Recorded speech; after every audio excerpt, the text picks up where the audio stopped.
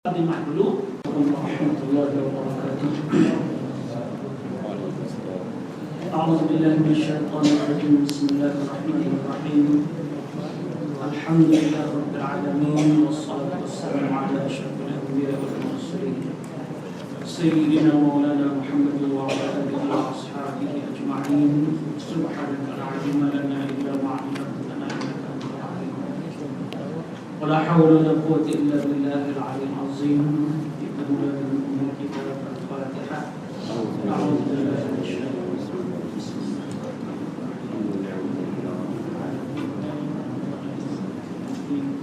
Iyyaka na'budu wa iyyaka nasta'in. Ihdinas siratal mustaqim. Siratal ladzina an'amta 'alaihim ghairil maghdubi 'alaihim waladdallin. Alhamdulillah. Alhamdulillah, syukur kepada Allah Subhanahu wa taala dengan limpah rahmat dan segala kurnia-Nya yang kita masih lagi dapat bersama-sama berada di rumah Allah, yang masih lagi dalam minggu pertama bulan Jamadil Awal, yang mana ini 3 Jamadil Awal 1435 Hijriah. Semoga Allah Subhanahu wa taala terima salat kita, doa kita, dan semoga kita dipanjangkan umur olehnya sehingga kita bertemu lagi dengan Ramadan yang akan menjelang kurang 4 bulan insyaAllah. Malam ini sama-sama kita berusaha untuk cuba memahami sambungan kepada kitab Sirrus Salikin, iaitu juzuk yang ketiga, masih lagi dalam bab kedua pada menyatakan cara menyucikan nafsu. Dan sekarang ini kita di bawah tajuk besar ialah pada menyatakan perincian, perceraian, jalan yang menyampaikan kepada membaikkan akan segala perangai. Yang pertama ialah dengan memperbanyak zikrullah. Hari ini kita di muka surat 83, muka surat 83 dan demikian lagi. Berat yang di bawah sekali ya. Dan demikian lagi setengah daripada beberapa yang terlebih hampir jalan yang menyampaikan ke hadrat Allah Ta'ala itu, iaitu jalan muraqabah. Kita bila dengar jalan yang paling hampir, masing-masing nak cari jalan singkat. Demikian lagi setengah daripada beberapa yang terlebih hampir jalan, maksudnya jalan dekat, yang menyampaikan kita ke hadrat Allah Subhanahu wa taala. Dan fahami apa maksud hadrat Allah ya. Di atas tu muka surah 83 juga. Kita balik ke atas sikit sebab kita jumpa lagi hadrat Allah. Ya, apa maksud sampai ke hadrat Allah? Dan murad dengan hadrat Allah Taala sekira-kira diitlaqkan, yakni dipakai atau digunakan pada perkataan kaum ahli sufi, iaitu syuhud hamba akan Allah Ta'ala. Maksud sampai ke hadrat Allah ialah apabila digunakan oleh orang sufi, maksudnya seseorang itu syuhud akan Allah, yakni sentiasa ia menyaksikan Allah, seolah-olah hadir di dalam hadrat Allah Azza wa Jalla, yang diingat di dalam hatinya pada tiap-tiap ketika akan Allah Ta'ala, dan pada tiap-tiap kelakuan memandang ia akan af'alullah. Maksud sampai ke hadrat Allah, kalau bahasa mudah, orang itu sentiasa ingatkan Allah Subhanahu wa Ta'ala. Itu maksud sampai ke hadrat Allah. Kerana bila kita sebut sampai ke hadrat Allah, dia tidak akan sama dengan sampai ke hadrat masjid misalnya. Yang kita telah pun berada di hadratul masjid, sampai ke masjid tempatnya. Tapi kalau kita sampai ke hadrat Allah, bukan maknanya kita bertemu jumpa Allah. Sebab Allah itu dia bukan bertempat, dia bukan berjisim. Jadi maksud sampai ke hadrat Allah dengan bahasa mudah, sepanjang masa ingat dalam hatinya akan Allah Subhanahu wa Ta'ala pada tiap kelakuan. Apa yang dia buat, dia ingat akan Allah Subhanahu wa Ta'ala. Apa yang dia lihat, dia ingatkan Allah Subhanahu wa Ta'ala. Itu maksud orang yang sampai ke hadrat Allah. Baik, cara yang paling dekat kita untuk menyampai ke hadrat Allah, iaitu jalan muraqabah. Apa makna muraqabah? yaitu beberapa bahagian seperti yang disebutkan oleh Syekhuna Waliullah yang kamil Al-Mukammal Sayyid Syekh Muhammad As-Samman Qaddasahullahu ruhahu di dalam risalahnya pada bicara muraqabah. Sekarang dia nak terangkan apa makna muraqabah. Apabila kita bincang mengenai malaikat, kita jumpa satu malaikat namanya ialah Raqib dan Atid. Itu Raqibun, Atidun. Atidun, Raqib sentiasa merhati. Jadi dikata iaitu jalan muraqabah. Muraqabah ini, kalau kita menunggu seseorang, sentiasa perhatian kita beri ke tempat itu untuk lihat dia sampai.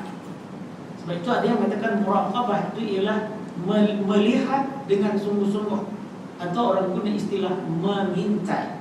Muraqabah iaitu beberapa bahagian seperti contoh yang disebut oleh Syekhuna Waliullah yang kamil Al-Mukammal. Itu gelaran kepada seorang awliya Allah yang sempurna lagi disempurnakan. Siapa waliullahnya? Sayyid Syekh Muhammad As-Samman Qaddasallahu ruhahu. Semoga Allah menyucikan rohnya di dalam risalahnya. Dia tulis risalah pada bicara muraqabah. Biasa dengar nama Syekh Muhammad As-Samman? Tak berapa biasa kita dengar. Pak San tu biasa dengar orang kali Syekh Muhammad As-Samman. Maksud maknanya biasa dengar. Maksud saya semua Pak San. Di kalangan orang Banjar lagi setengah tempat, kalau di utara biasanya mereka pernah membaca manaqib Syekh Muhammad As-Samman ini tu yang saya kata tu. Tapi bukan menyeluruh. Syekh Muhammad As-Samman adalah seorang awliya Allah yang tinggal di Madinah Al-Munawwarah. Di kalangan orang Banjar ada risalah riwayat hidup Syekh Muhammad As-Samman ini, dengan diceritakan sejarahnya, kemudian beberapa perkara luar biasa yang berlaku ke atas dirinya dan ke atas orang yang memuliakannya, yang dipanggil sebagai karamah, tanda kewaliannya.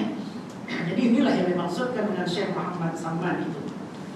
Maka setengah daripadanya itu iaitu muraqabah. Ini nak cerita cara muraqabahnya yang dinakal daripada Nabi sallallahu alaihi wasallam.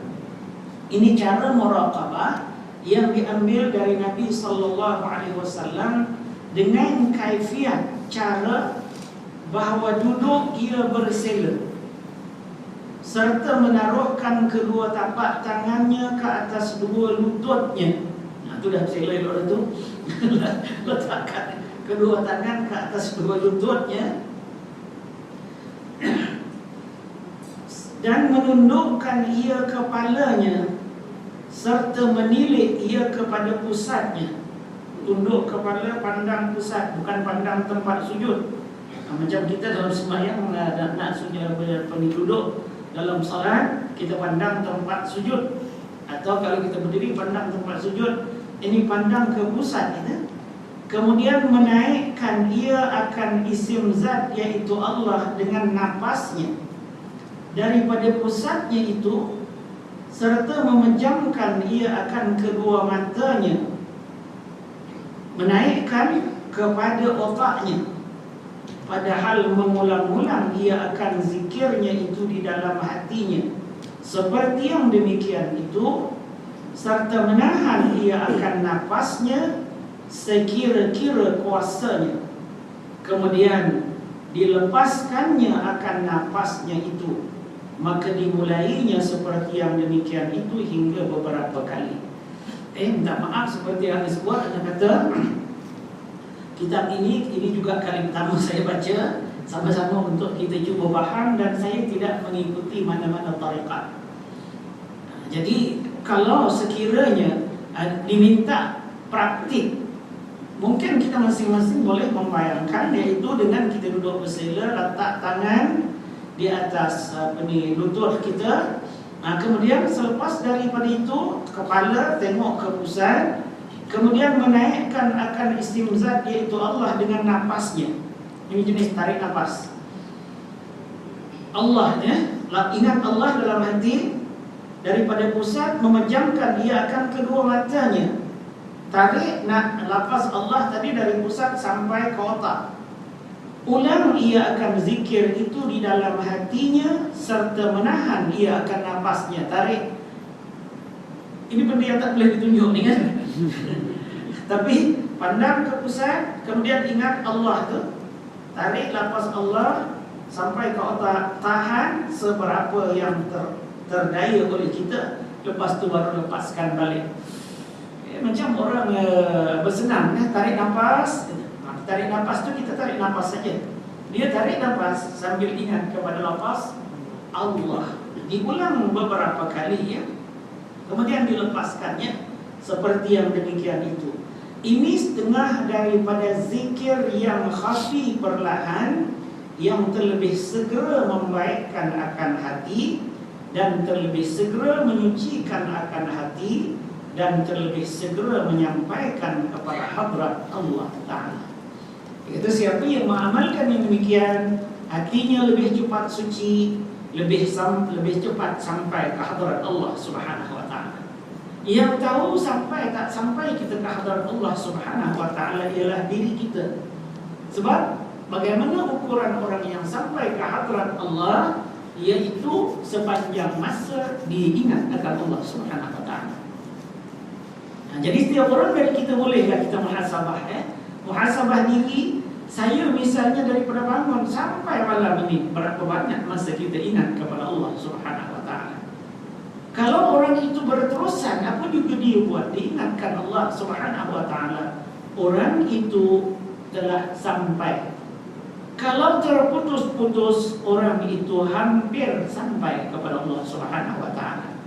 Kalau dia hanya ingatkan Allah waktu dia salat, dia terlalu jauh lagi dari sampai ke hadrat Allah Subhanahu Wa Ta'ala. Jadi orang yang sampai itu, itulah sepanjang masa diingatkan Allah Subhanahu Wa Ta'ala.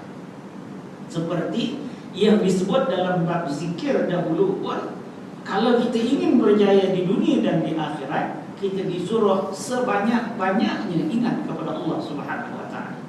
Wazkurullaha katsira la'allakum tuflihun. Ingat Allah itu sebanyak-banyaknya, semoga kamu berjaya di dunia dan di akhirat. Dan kejayaan kita di dunia sebenarnya bukan diukur dengan banyaknya sesuatu yang kita miliki, tapi kejayaan kita di dunia sebenarnya diukur dengan ketenangan kita, yaitu sabar apabila ditimpa musibah dan syukur apabila kita mendapat nikmat. Sesiapa yang bila ditimpa musibah, sabar ada dalam hatinya. Bila dia dapat nikmat, ada syukur dalam hatinya. Ingat kepada Allah, lalu disebut alhamdulillah. Kemudian dia gunakan nikmat itu pada yang Allah suruh, itulah sepanjang masa kehidupannya. Maka orang itu orang yang sampai ke hadrat Allah Subhanahu Wa Ta'ala. Dan cara dia mungkin yang lebih mudah kita praktikkan ialah secara zikir seperti yang disebutkan dahulu. Tapi satu cara di sini yang disebut ialah cara muraqabah tadi. Dan muraqabah ini berbagai kaedah yang digunakan. Dan ini satu kaedah yang kata pengarang dinakal daripada Rasulullah sallallahu alaihi wasallam. Mungkin ini satu cara yang dibuat oleh Rasulullah sallallahu alaihi wasallam dalam mengingati Allah Subhanahu Wa Ta'ala. Ada kaedah dia yang tertentu. Yang tentulah yang menurut kaedah yang tertentu itu lebih baik daripada orang yang tidak menggunakan kaedah tertentu semata-mata dengan zikir saja. Dia pada saya hampir sama ya. Untuk kita mendapatkan kesan yang baik terhadap sesuatu, untuk kesihatan jasmani misalnya, kita boleh dengan hanya dengar cerita orang saja, baca buku ataupun dengar melalui televisyen cara nak jaga kesihatan begini, lalu kita praktik sendiri. Dan satu lagi, bukan saja kita baca buku, tapi kita berguru terus kepada orang yang ahli bagaimana pergerakan-pergerakan yang diperlukan. Tentulah yang berguru itu yang lebih mendatangkan kesan lebih baik. Kalau dapat guru seperti yang akan dinyatakan pada pasal yang akan datang nanti. Baik. Dan ini dipanggil salah satu daripada zikir khafi, iaitu duduk, bersila, letak tangan di atas lutut, kemudian pandang ke pusat, kemudian tarik nafas sambil menyebut Allah, Allah, Allah, Allah beberapa kali dan tahan nafas sepanjang yang boleh. Itu kaedah berasaskan baca. Saya kata berasaskan baca. Dan kalau ingin melihat sebahagian daripada cara ahli tasawuf ini, kalau yang ada kesempatan boleh berguru. Kalau yang tak ada kesempatan, kita hanya boleh lihat gambar. Sebab sekarang ini alat canggih ada. Tengok dalam YouTube, tengok bagaimana ahli-ahli tasawuf melakukan zikir mereka yang kadang-kadang kita anggap sebagai luar biasa. Ya, dia berzikir sambil berdiri, sambil lembutkan kepala, bukan main kuat. Ada seorang syekh dia ditunjuk kepada yang ini, ditunjuk kepada yang ini, yang ini. Itu zikir, zikrullah di kalangan ahli tasawuf yang berbeza tarikat mereka. Itu saja yang dapat saya terangkan. Saya kata, ya. Mungkin kalau yang ikuti kuliah tasawuf oleh Ustaz Fakhrul Razi, Ustaz Fakhrul Razi, mungkin boleh tanya dia lebih lanjut sebab dia mengikuti aliran ini.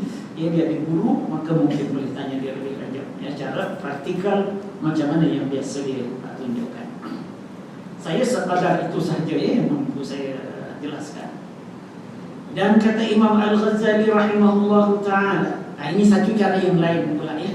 Wa min at-tariqi fi tahzibil akhlaq ay yughalliba ba'da sifatihi ala ba'din fayuraghibu fis sakha'i wal judi bi wasilatir riya liyatrukal bukhla wa hubbal amwal wa jam'aha thumma ba'da zalika yatawajjahu ila riya'i fayuqmi'uhu bi quwwati dinihi wal iqbal 'ala Allah ta'ala.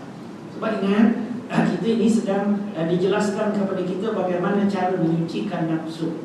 Satu zikir, yang kedua muraqabah. Kemudian satu lagi, kata Imam Ghazali, setengah daripada jalan membaikkan akan perangai itu bahawa dikerasi makna dipaksa akan setengah sifatnya itu atas setengahnya yang lain. Misalnya kita kedekut, kita kena paksa lawan kedekut itu dengan sifat yang lain, iaitu pemurah. Itu maksudnya.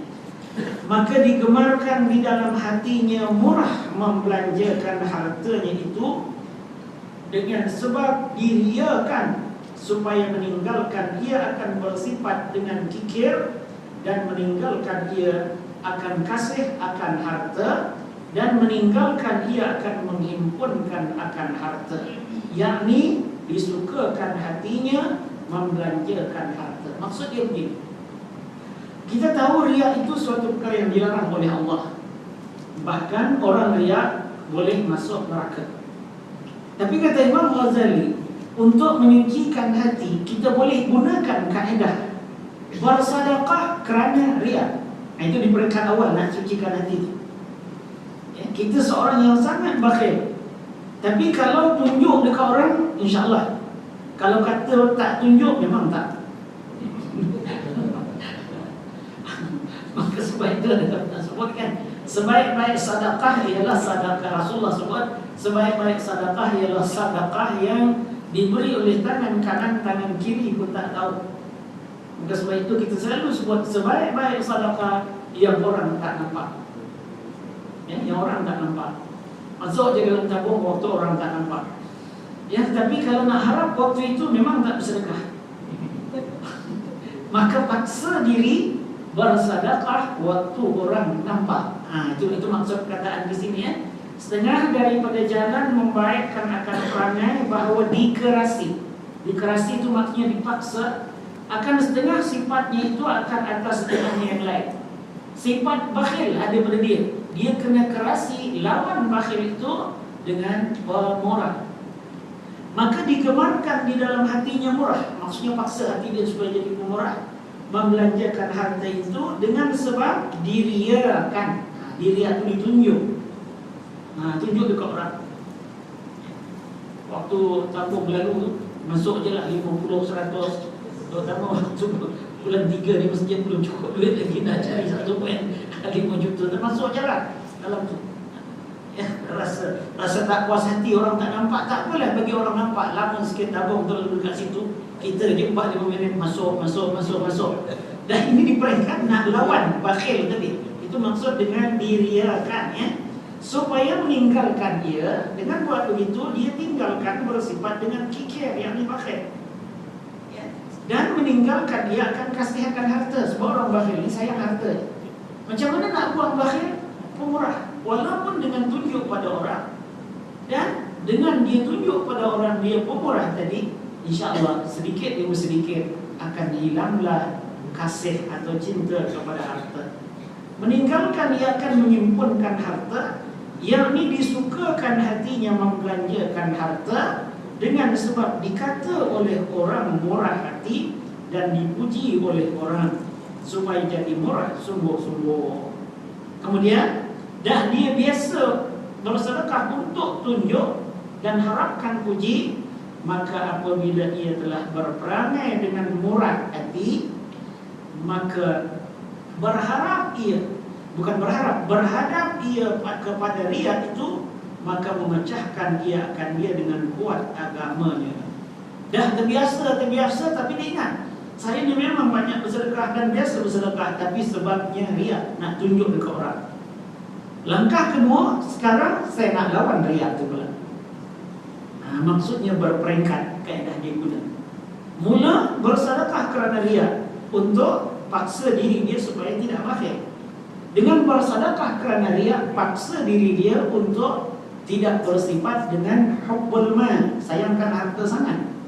Sudah terbiasa kerana riya, waktu itu dia kena ingat, saya ni kalau riya tak jadi apa. Ya, kalau riya, nanti di akhirat Allah suruh saya tuntut kepada orang yang saya riya. Waktu itu dia gunakan pula kekuatan agamanya untuk menghilangkan sifat riya itu. Mungkin dia boleh ubah. Dah banyak sangat dah orang saya kata ni umur saya ni pemurah, dan dalam diri saya pun dah mula kurang sifat cintakan harta sangat. Maka waktu itu dia lawan riya. Itu peringkat yang kedua. Ini yang dimaksudkannya dengan kuat agamanya dan berhadap ia kepada riya itu dengan membelanjakan hartanya atas semata-mata kerana Allah Subhanahu wa taala. Maksudnya berperingkat, ya, berperingkat. Macam gitulah, ya. Apabila diberitahu oleh doktor kita ni ada penyakit, ya, lalu mula-mula tu doktor suruh jalan hari-hari. Doktor kata awak jalan hari-hari, tulis pukul berapa awak mula jalan sampai pukul berapa. Tulis dengan jujur, ya. Nanti akhir bulan bawa buku tu tunjuk kat saya, kata doktor. Kita pun mula buat macam tu, buat akhir cukup sebulan. Doktor kata saya harap tak payah catat lagi lah, tapi teruskan. Itu peringkat yang kedua. Macam itulah juga untuk mengubat penyakit hati ini. Mula-mula kita cuba buang penyakit buruk itu untuk diketahui oleh orang, kita berubah. Dan selepas itu kita cuba lawan kerana orang, untuk semata-mata kerana Allah Subhanahu wa taala. Baik, demikianlah disebutkan oleh Al-Imam Al-Ghazali radhiyallahu taala di dalam Mukhtasar Ihya Ulumuddin. Kitab yang besar nama dia Ihya Ulumuddin. Ihya Ulumuddin itu ada diringkaskan oleh Imam Ghazali, nama dia Mukhtasar. Mukhtasar itu ringkasan kepada kitab Ihya Ulumuddin. Dan lagi berkata Imam Ghazali di dalam Ihya Ulumuddin, wa min lataifir riyadati anna an-nafsa idza kanat la tanju bi tarki ar-ru'unati ra'san wa bi tarki sifatin ukhra wa lan tasmaha bi dhiddiha daf'a fayanbaghi an tunqala ila khuluqin mazmumin akhaffa minhu ثم تنقل عن ذلك إلى الترغيب في الآخرة فكذلك من لم تسمح نفسه بترك الجاه دفعا فينقل إلى جاه أخف مما هو فيه wa kadzalika sa'irus sifat. Ini tengok bagaimana Imam Ghazali bersungguh sebenarnya nak tolong kita untuk bersihkan hati daripada sifat-sifat buruk. Dia bukan menyatakan satu kaedah bagi orang yang ada kekuatan terus berhenti daripada sifat-sifat buruk itu, sebab dia belajar saja, dia tahu ini adalah sesuatu yang sangat buruk, maka saya perlu berubah, terus berubah. Tapi ada orang yang tak berkeupayaan tadi. Sebab itu gunakan kaedah yang tadi dulu. Mula dengan bersedekah kerana nak puji orang, lepas tu lawan nak puji itu untuk semata-mata kerana Allah. Kemudian satu lagi kaedah, Imam Ghazali, kita baca terjemahan. Dan setengah dari jalan yang halus pada menyucikan akan nafsu itu. Ini jalan yang halus, jalan lembut lah maksudnya. Yaitu bahwasanya nafsu itu apabila ada, ia tiada mudah meninggalkan akan kebesarannya sekali-kali. Kalau tak mudah kita nak tinggalkan terus keinginan nafsu itu, atau tiada mudah ia akan meninggalkan akan sifat kecelaan yang lain daripadanya, dan tiada mudah menyucikan akan dia dengan melawani akan dia sekali-kali, terus berhenti tak boleh. Maka sayugia dipindahkan akan dia daripada perangai yang kecelaan yang berat kepada perangai kecelaan yang ringan daripadanya. Tengok contoh dia. Maka kemudian daripada yang demikian itu dipindahkan kepada perangai yang menggemarkan di dalam akhirat. Maka demikianlah lagi, barang siapa tiada mudah nafsunya meninggalkan kemegahan sekali-kali, nak tinggal pangkat langsung memang tak mudah ya. Maka sayugia dipindahkan daripadanya kepada kemegahan yang ringan dan yang ada ia di dalamnya. Macam mana maksud dia? Katalah ya, satu daripada penyakit yang kita nak buang, penyakit mazmumah ni, satu daripadanya ialah hubbul jah. Hubbul jah ni suka sangat kepada pangkat ya. Katalah langsung tinggalkan pangkat, tak mampu kita nak buang. Sebab orang hormat kerana pangkat lah. Orang hormat kerana pangkat. Semua sekali yang kita dapat, kita rasa kerana pangkat ini. Bagaimana cara dia nak mengurangkannya? Kata Imam Ghazali, kalau tak boleh langsung tinggalkan pangkat itu, cuba berubah kepada yang kurang sikit. Itu maksud Imam Ghazali. Kita berpindah kepada yang kurang sedikit. Untuk contoh sajalah ya, orang sangat hormat kepada kita sebab kita jadi menteri misalnya. Bukan senang nak tinggal jawatan tu, mati-mati pun nak kekalkan juga. Bergaduh sesama sendiri pun tak apa. Kerana nak kekalkan jawatan itu. Macam mana nak lawan? Untuk terus tidak jadi menteri, payah. Tak apalah, saya pun dah lama jadi menteri, turun kepada jawatan timbalan menteri. Dah biasa jadi jawatan timbalan menteri, turun ke jawatan setiausaha parlimen saja.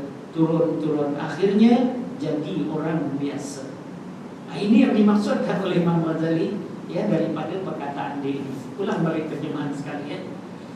Setengah daripada jalan yang halus. Jalan yang halus ni jalan yang lembut ya. Ataupun kita beri contoh, awak ni sakit jantung sebab isap rokok.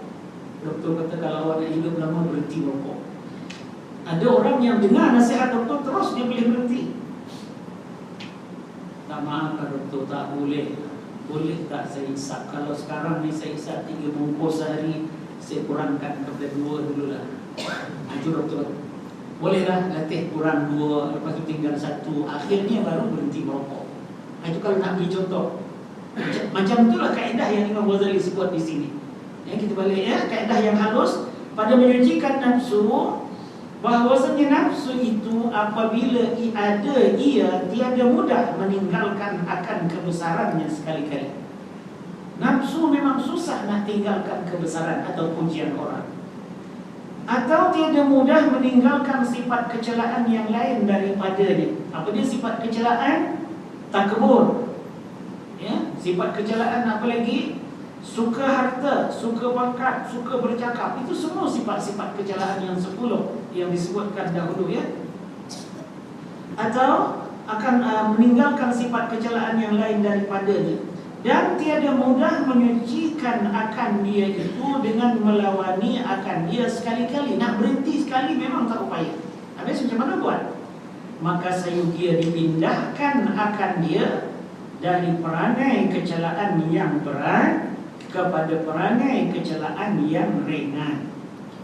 Macam saya kata tadi, kalau dulu isap 3 bungkus, kurang dulu kepada 2 bungkus sehari. Ya, kalau dulu dia sangat cintakan harta sampai sanggup tak sembahyang, bila dia dah tahu macam mana, dia tak sanggup lagi tinggal sembahyang. Tapi sembahyang sunat tak boleh nak buat lagi lah, kerana nak kerja. Itu di peringkat yang awal. Lepas itu insya-Allah berlatih lagi nak cari harta. Bukan saja dia melakukan sembahyang fardu, tapi sembahyang sunat pun dia sanggup buat.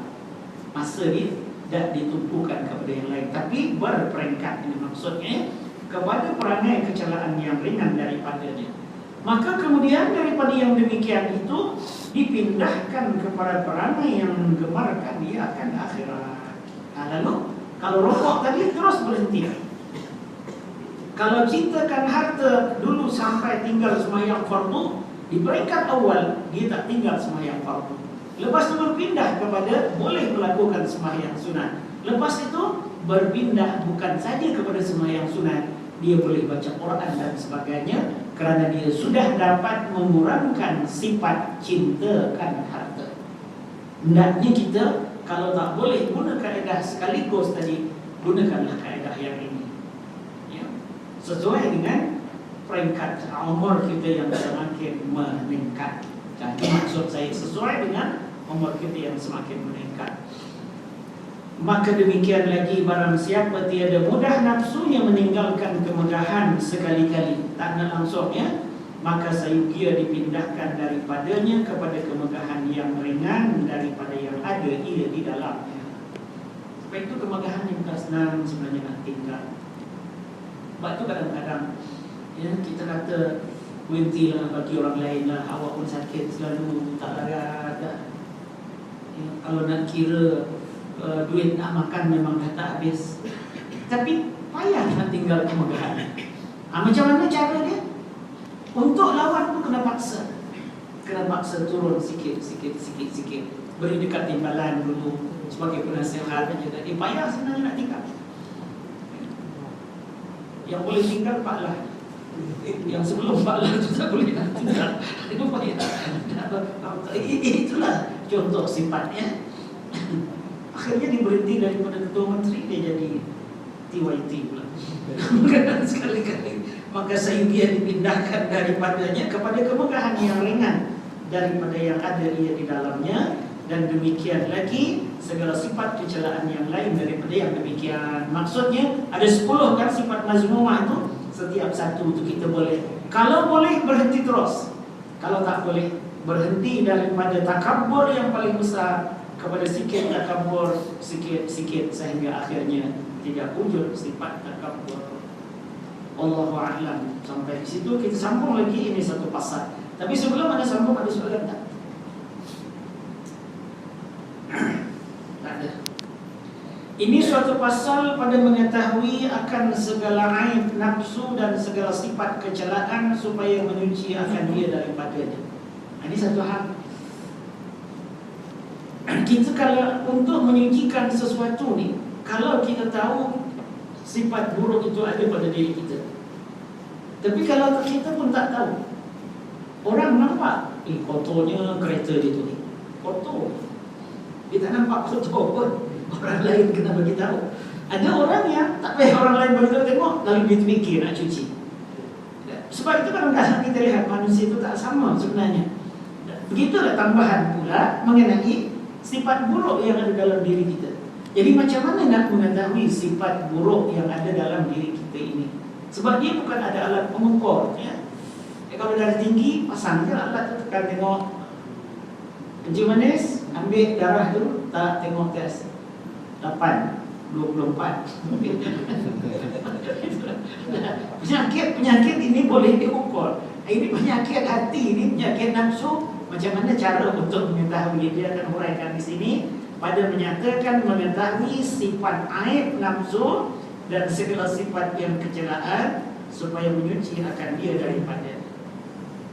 Dan berkata Imam Al-Ghazali rahimahullah ta'ala, i'lam anna Allah azza wa jalla iza arada Allah bi'abdin khairan bassarahu bi'uyubi nafsih. Ini kata-kata Imam Ghazali. Anna Allah azza wa jalla iza arada Allah bi'abdin khairan bassarahu bi'uyubi nafsih. Artinya, ketahui olehmu apabila menghendaki Allah Ta'ala dengan hambanya akan kebajikan.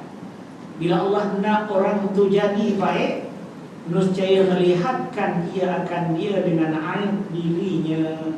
Lalu orang itu sedar, oh saya ni tak elok buat macam ni, saya ni tak elok buat macam ni, sifat ini yang ada pada saya ni sangat buruk. Bila kita melihat sendiri keaiban kita, itu tanda Allah nak kita jadi baik. Ini kata-kata Imam Ghazali.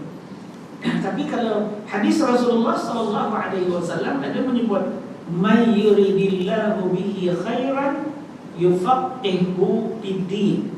Sesiapa yang Allah kehendaki untuk dia jadi baik, Allah berikan dia fiqh atau faham dalam agama. Sama ada Allah beri terus ilmu kepada dia, tiba-tiba dia jadi orang yang hebat, kepahaman dalam agama. Tapi itu jarang berlaku. Macam mana kita nak dapat? Kita kena belajar.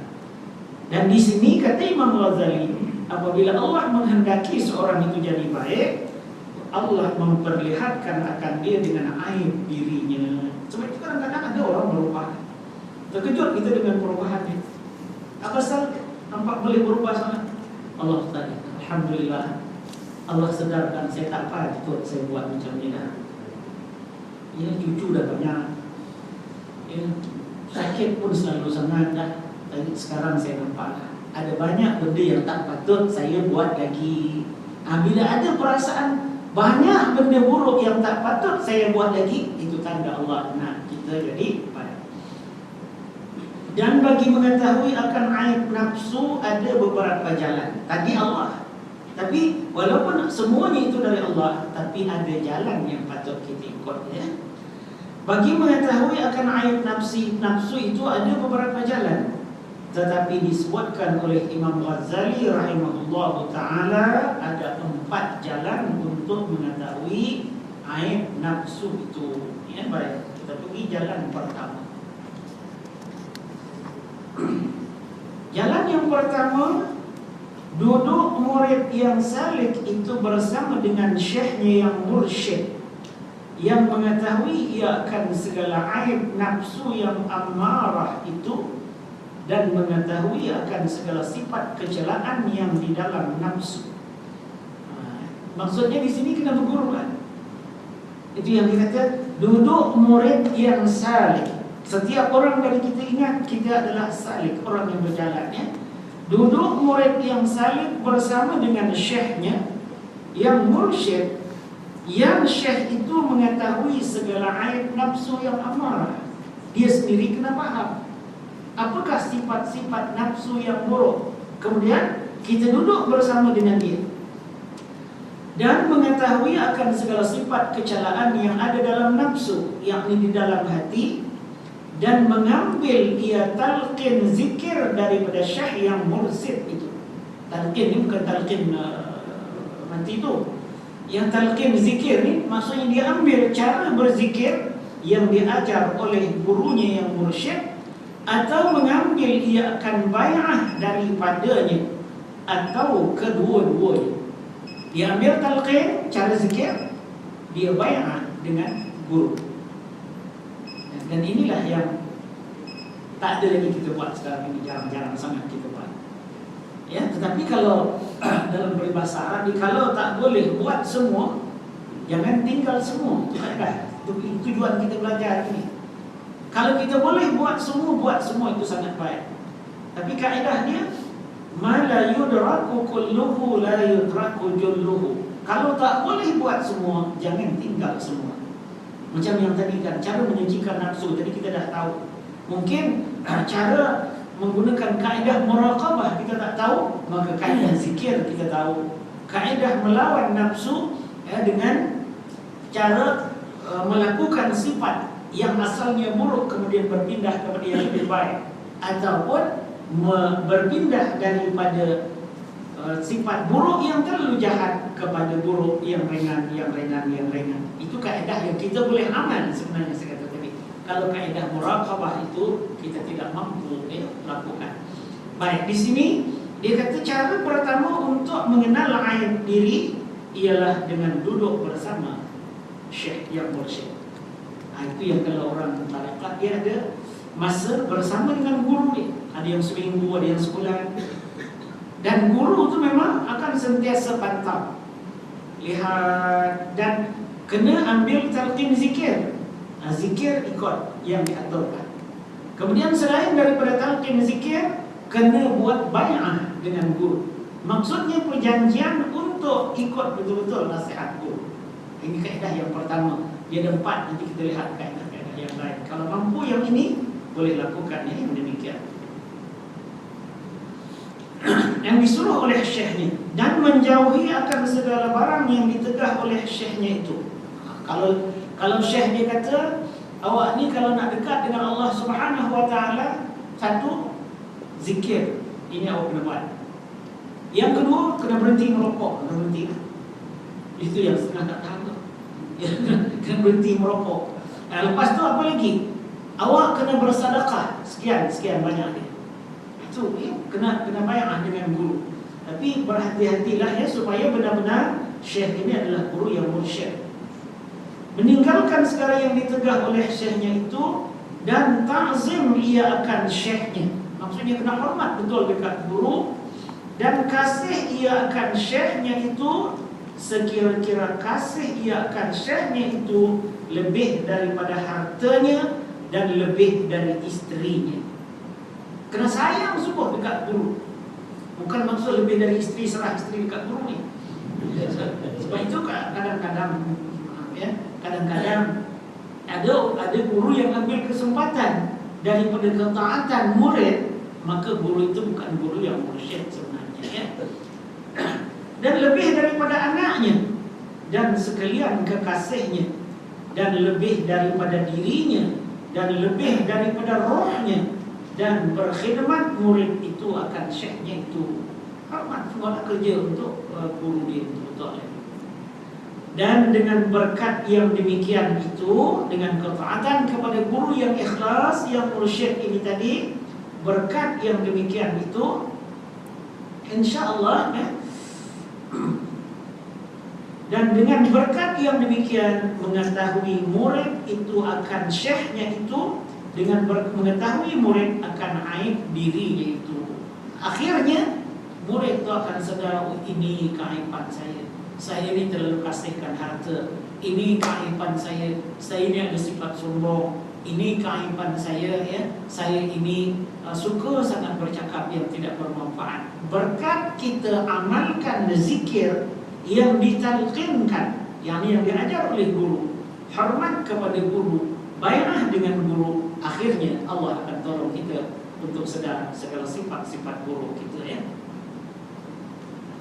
Mengetahui akan sifat yang kecelaan yang di dalam batin, yang di dalam hati. Kemudian maka sungguh-sungguh ia menyucikan dirinya dan hatinya daripada segala sifat kecelaan yang 10 dahulu, dan bersifat dengan segala sifat kepujian yang kita sebut dahulu. Dan barang siapa mengetahui akan dirinya seperti yang demikian itu, nescaya mengetahui ia akan Tuhannya dengan pengetahuan yang sebenar-benarnya. Kalau dah dia kenal diri dia, saya ini ada 10 sifat buruk ada pada saya, lalu saya nak buang, nak ganti. Macam mana nak menggantikan? Macam tadilah, ada yang mudah untuk kita tinggalkan, ada yang berat untuk kita tinggalkan. Gunakanlah mana-mana kaedah yang ditunjuk oleh guru. Sebab syekh yang mursyid, dia juga tidak akan paksa murid dia untuk buang terus. Syekh tu kenal, kalau aku suruh buang terus, murid dia akan lari daripada aku. Maka untuk murid ini ada kaedah yang lain yang disuruh oleh gurunya. patuh, insya-Allah akhirnya dia akan dapat buang sifat-sifat buruk, dan bila dia dah buang sifat buruk, maka dia akan kenal Tuhan seperti mana sabda Nabi sallallahu alaihi wasallam. Ini sebenarnya bukan hadisnya, tapi ditulis sabda Nabi sallallahu alaihi wasallam, "Man 'arafa nafsahu faqad 'arafa rabbahu." Yang bermaksud sesiapa yang mengetahui akan dirinya, maka sesungguhnya mengetahui ia akan Tuhannya. Ada nombor 3 tu kan? Buka muka surat 133. Muka surat 133 ada nombor 3, bawah nota kaki tu. Ini adalah perkataan Yahya bin Mu'az Ar-Razi rahimahullah ta'ala, seperti yang disebutkan oleh Abu Muzaffar As-Sam'ani. Dan berkata Imam Nawawi rahimahullah ta'ala bahwasanya kalimah ini tidak dikenali sebagai hadis yang marfu' yang dinisbahkan kepada Rasulullah sallallahu alaihi wasallam. Itulah faedahnya bila kita belajar, kita baca kitab. Maksud saya dulu waktu kita belajar dulu kan, orang tua sebut hadis Rasulullah, "Man 'arafa nafsahu faqad 'arafa rabbahu." Waktu itu kita tak ada maklumat, kita terima sajalah sebagai hadis Rasulullah sallallahu alaihi wasallam. Perkataan ini bukan salah maksudnya. Betul, siapa kenal diri dia dengan makna yang sebenar, dia kenal Allah. Tapi apabila dia bukan hadis, maka kita tak boleh kata hadis Rasulullah sallallahu alaihi wasallam. Mungkin Syekh Abdul Samad Al-Palimbani waktu dia menulis kitab ini, dia tak ada maklumat, maka sebab itu dia tulis. Maka orang yang mengkaji, orang yang tahqiq semula kitab dia, buat penelitian, itulah dia tunjukkan kepada kita bahawa ini bukan hadis Rasulullah sallallahu alaihi wasallam. Kemudian bila bukan hadis, kalau maksud perkataan itu adalah betul, maka kita boleh ambil. Tapi kita tidak boleh berhujjah kalau untuk menetapkan suatu hukum. Ya, tetapi sememangnya kalau orang itu betul kenal diri dia, dia kenallah Tuhan. Sebab orang yang kenal diri sekurang-kurangnya dia kenal dia adalah hamba. Bila dia kenal hamba, maka dia kenal ada Tuhan kepadanya, dan Tuhannya itu ialah Allah Subhanahu wa taala. Macam mana nak jadikan diri kita kenal diri? Buang 10 sifat buruk, masukkan dalam diri kita 10 sifat yang baik atau sifat makhluk.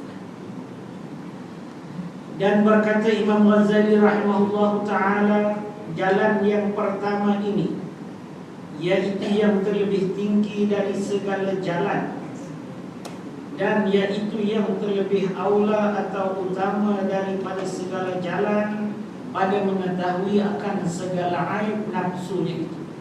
Maksud jalan inilah yang paling baik, kata Imam Ghazali.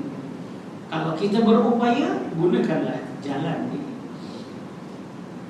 Tapi macam tadilah, macam yang saya sebutkan, ya, doktor beritahu kepada kita cara terbaik kalau awak nak cepat sembuh, inilah kaedah.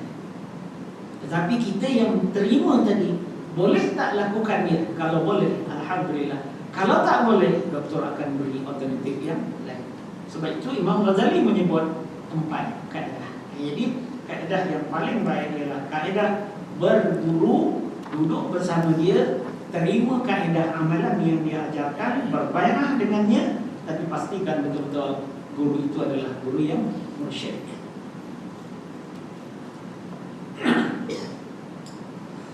Dan dari kerana inilah berkata Imam Junaid Al-Baghdadi rahimahullah ta'ala, "Iza arada Allah bi muridin khairan awqa'ahu ila as-sufiyyati wa mana'ahu suhbatal fuqaha'i wa ahli al-jidal." Di sini yang betul orang tasawuf dengan ahli bid'ah. Sebab yang berikutnya semua diambil kata-kata orang sufi yang menunjukkan tentang kelebihan orang sufi. Tapi faham maksud sufi di sini, sufi yang fuqaha, di samping dia juga adalah usuli. Maksudnya dia faqih, akidahnya mantap, kemudian dia seorang yang sufi, banyak melakukan amal zikir kepada Allah. Nah, sebab kadang-kadang Ada orang yang menzahirkan dirinya sebagai sufi dari segi zahir, tapi fikahnya pun dia tidak mantap, akidahnya pun tidak mantap. Itu yang akhirnya bila murid bayangah dengan dia, bila murid kasihkan kepadanya lebih dari kasih kepada diri sendiri, lalu dia ambil kesempatan daripada murid-murid dia tadi. Maka sebab itu nak cari guru yang betul-betul ini adalah sesuatu yang sukar di akhir zaman.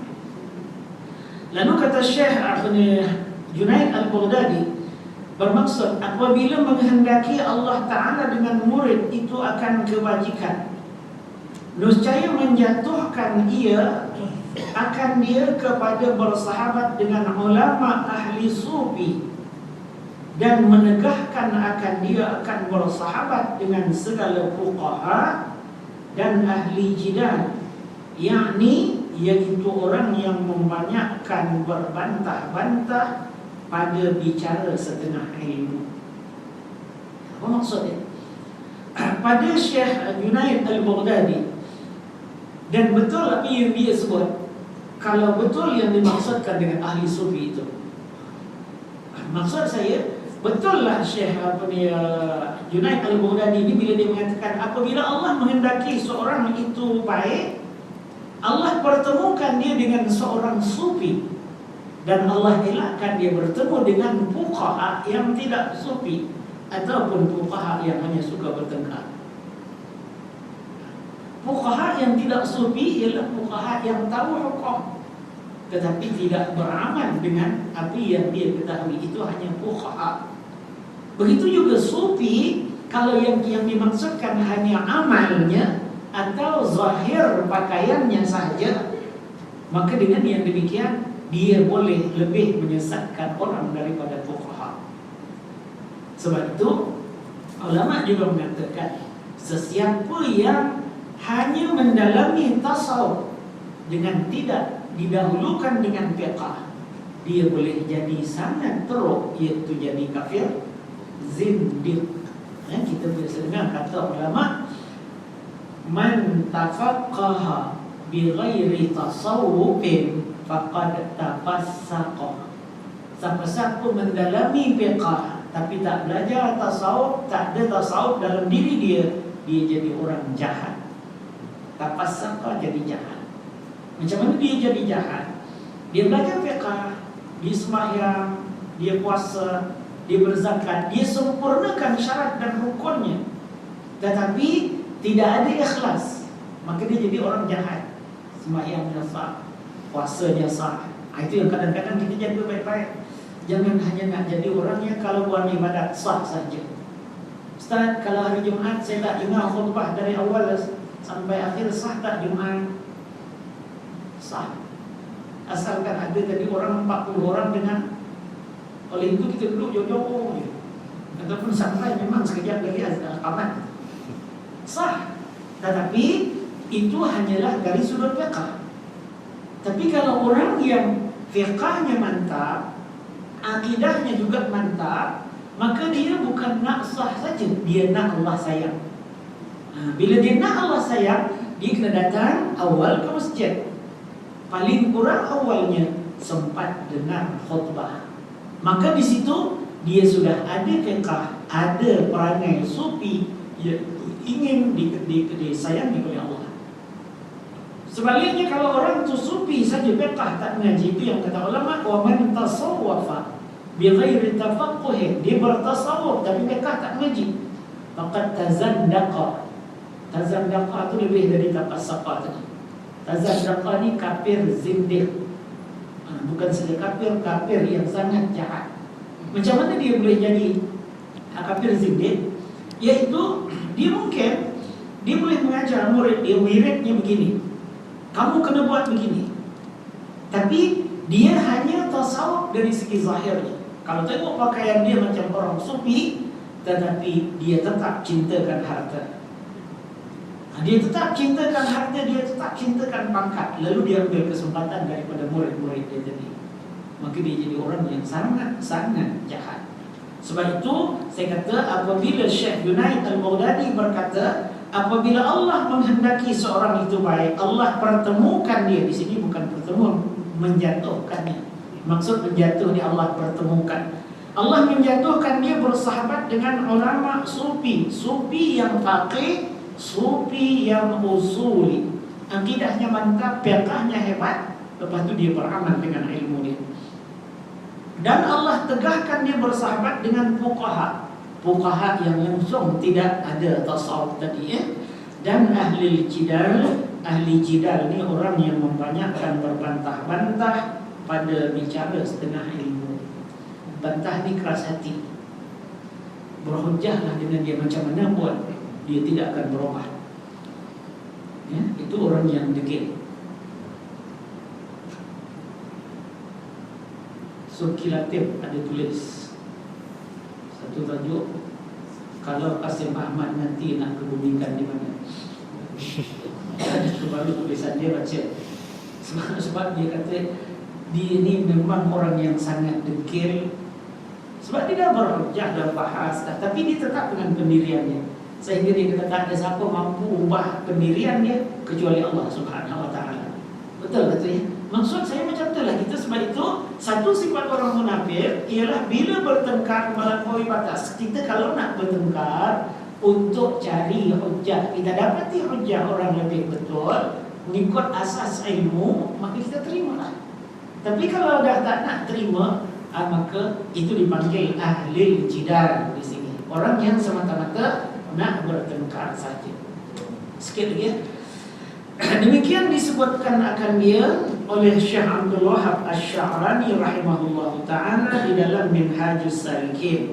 Syekh Abdul Wahab Asy-Sya'rani pun ada sebut juga, apabila Allah menghendaki seorang itu jadi baik, Allah pertemukan dia dengan seorang sufi, dan Allah tidak temukan dia dengan fuqaha dan orang suka bertengkar ya. Dan kata Syekh Ibnu Abbad di dalam Syarah Hikam, ia nakal daripada Imam Junaid Al-Baghdadi rahimahullahu ta'ala, "Iza arada Allahu bil muridi khaira awqa'ahu ila sufiyati wa mana'ahu suhbatal qurra."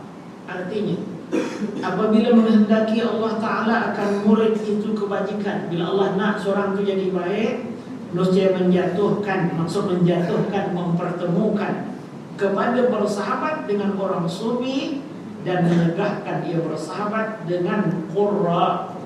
Apa makna qurra? Ulama zahir. Itu qurra. Dia tidak beramal dengan ilmunya, ditumpukan kepada hukum semata-mata. Itu qurra. Kalau qurra ni bahasa mudahnya, orang yang banyak ilmu berasaskan kepada dia belajar atau membaca, tapi dia tidak beramal. Itu al-qurra. Dan bukan makna qurra di sini. Kalau kita orang Melayu, qurra ni para qari tu, baca Quran kita panggil qurra ya. Dan lagi kata Syekh Muhammad bin Abban rahimahullahu ta'ala, wal hasil min haza anna suhbatas sufi hiya allati yahsulu biha kamalul intifa'i lis-sahibi duna man adahum minal mansubina ilal ilmi wad din. Maksudnya, dan hasil daripada ini bahwasanya bersahabat dengan ahli sufi itu yang hasil dengan dia sempurna manfaat orang yang bersahabat dengan dia. Kalau kita bersahabat dengan ahli tasawuf, kita dapat manfaat yang sempurna. Dan tiada dapat manfaat bersahabat dengan orang lain dari mereka itu, yaitu setengah orang yang dipaksakan kepada ilmu dan agama. Cuma balik ya, sebab banyak yang ikuti kitab ini bukan daripada juzuk 1 ya. Sebab itu anda selalu ingatkan, jangan lupa di juzuk 1 dulu ada muqaddimah yang cukup menarik, iaitu siapakah yang dimaksudkan dengan orang sufi oleh pengarang kitab ini. Orang sufi dia kata ialah orang yang mendalami ilmu akidah, ilmu fiqh dan ilmu akhlak. Sebab itu dia menyebut dalam di awal muqaddimah dulu, kalau yang ikut yang ingat dia kata dalam hidup kita ni cukup baca kitab tasawuf saja. Dan kitab tasawuf itu seperti Ihya Ulumuddin ataupun seperti kitab dia ni. Seperti kitab Sayyid Salikin ni, cukup belajar tasawuf ni. Fiqh tak belajar, tauhid tak belajar.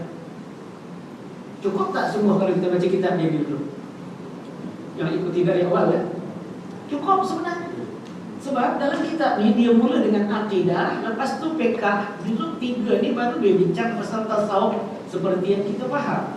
Jadi maksud orang sufi pada mereka orang yang mantap akidahnya, mantap fiqhnya dan beramal dengan ilmunya, lalu mereka dipanggil orang sufi.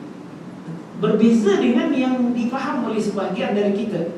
Kita bila orang sufi itu ialah orang tasawuf saja yang kadang-kadang dia boleh pintas. Dia pergi mengaji tarikatnya, fiqh dia tak ngaji. Padahal guru mursyidkan dia sebut dulu. Guru mursyid jadi bila tengok murid dia datang, dia tak ngaji fiqh, tak faham fiqh, dia akan ajar fiqh tu. Dia akan ajar akidah, ajar fiqh, baru dia ajar wirid dan sebagainya. Maksudnya kita kena faham betul-betul. Kalau tidak kita nanti jadi keliru. Jadi alhamdulillah kita yang dah ada akidah, kita yang dah ngaji fiqh. Mungkin kekurangan kita dari segi beramal dengan memperbanyakkan zikir dan membuang sifat-sifat buruk itu. Maka kita lakukan yang demikian, mudah-mudahan kita jadi yang lebih baik nanti insyaAllah. Kemudian kita akan jumpa nanti jalan yang kedua. Kemudian di sini berikut tu kita baca kemudian ya, syahdan adalah al-faqir ila Allah Ta'ala